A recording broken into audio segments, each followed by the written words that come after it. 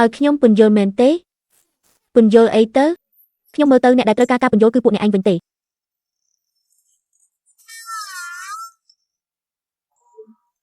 មនុស្សខ្លះរាល់ថ្ងៃធ្វើខ្លួនដូចចោរព្រៃចាប់ចងប្រពន្ធខ្លួនឯងបែបនេះតើរឿងនេះមិនត្រូវការការពន្យល់ទេអីចុះបើខ្ញុំចង់ដោះស្រាយរឿងនេះដោយរបៀបនេះវិញ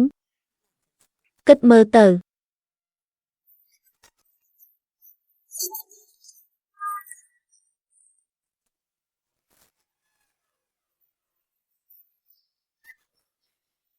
ឯងឈ្មោះលីហ្វឹងជឿស្អីគេនោះ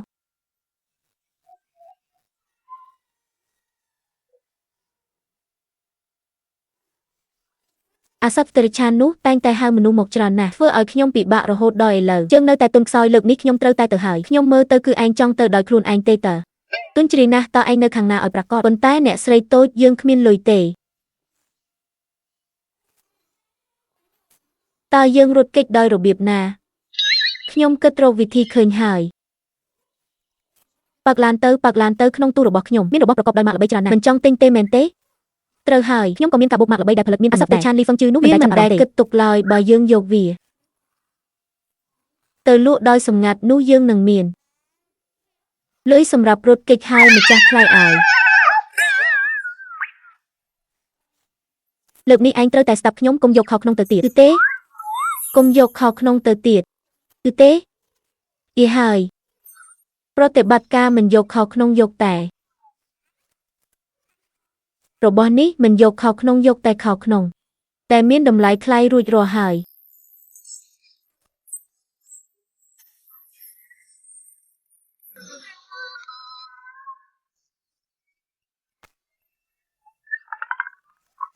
ខ្ញុំពិតជាអូសឯងមិនរួចមែនតើហេតុអ្វីឯងយកខោក្នុងមកទៀតហើយ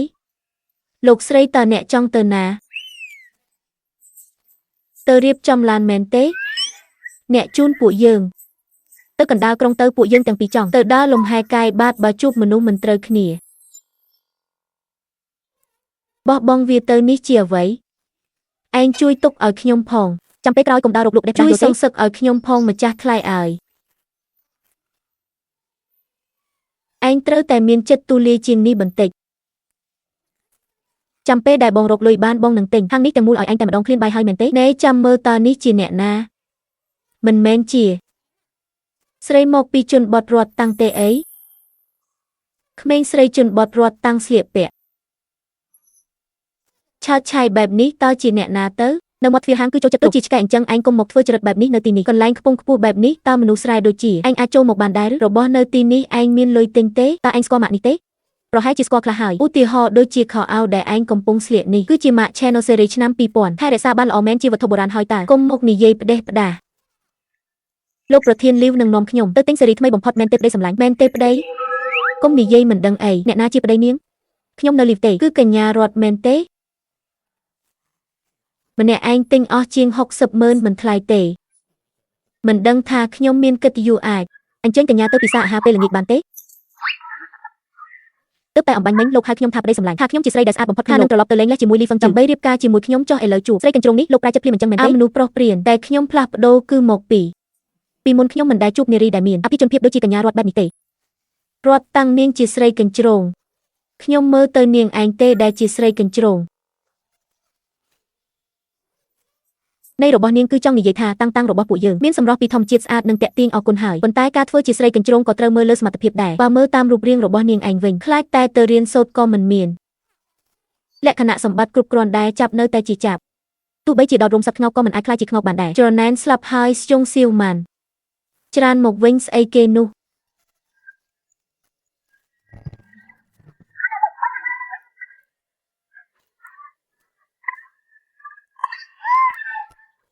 អ្នកគ្រប់គ្រងហាងចេញមកជួយផងលោកប្រញាប់មកដេញស្រីស្រែ2នាក់នេះ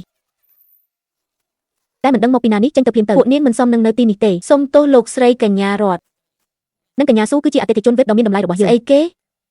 កញ្ញារតអំបញ្ញមិញខោអាវនិងកាបូបដែលអ្នកទាំងពីរផ្ញើពួកយើងបានវាតម្លៃធំគឺ1,500,000ស្អី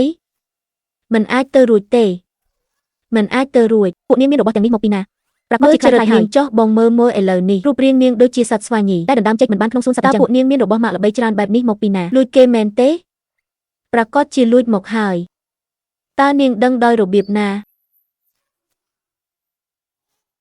និយាយដោយគ្មានភស្តុតាងចោទប្រកាន់ផ្ដេសផ្ដាសតើនាងមានភស្តុតាងទេអ្នកគ្រប់គ្រងលោកឲ្យពួកនាងយកវិកលទៅមកបង្ហាញមកបើគ្មានវិកលបើទេមានន័យថាពួកនាងលួចមកហើយរឿងនេះកញ្ញារតកញ្ញាស៊ូតើអាចរំខានអ្នកទាំងពីរយកវិកលរបស់ទាំងនេះមកបានទេលោកកំពុងនិយាយលេងជាមួយខ្ញុំមែនទេខ្ញុំលេងរបស់ខ្ញុំនឹងទុកវិកលទៅវាធ្វើអីត្រូវហើយលុយតែ1-2 លាននេះតើអាចសម្លាប់អ្នកណាបានអ្នកណាខ្វល់ទៅចាំមើលតើនាងដោះស្រាយបែបណាខ្ញុំនឹងទេហៅប៉ូលីសឥឡូវនេះធ្វើម៉េចទៅត្រូវចូលប៉ុស្តិ៍ទៀតហើយស៊ូសៀវម៉ាន់តើនរណាឲ្យសេចក្តីក្លាហានដល់នាងឲ្យមកប៉ះពាល់របស់ទាំងនេះ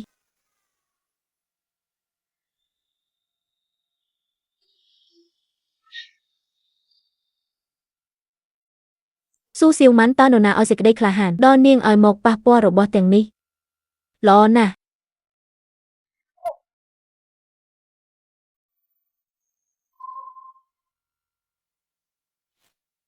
ពួកនាងពិតជាហ៊ានលួចរបស់ពិតមែនលុយ1,500,000គ្រប់គ្រាន់សម្រាប់ឲ្យនាងជាប់គុកជាង10 ឆ្នាំហើយមែនទេមិនសម្លាញ់ចាប់ដើមអាជីវកម្មមិនទាន់បានចាស់ដែរលើកនេះពិតជាពិបាកហើយពួកនាងចាំតែជាប់គុកឲ្យស្ពោទៅអ្វីដែលនាងនិយាយគឺជាការពិតមែនទេលោកម្ចាស់លី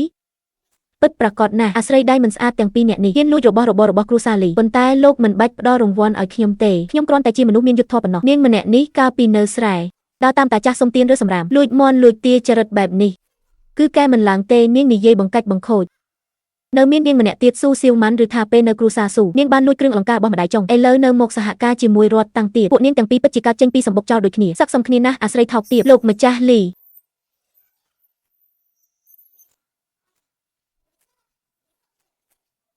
អ្នកប្រុសទី2លោកគុំដោះលែងឲ្យសោះលោកត្រូវតែប្រដៅពួកនាងឲ្យមេរៀនខ្លះនៅឈរធ្វើអីទៀតប្រញាប់ដល់មេរៀនឲ្យពួកនាងទៅ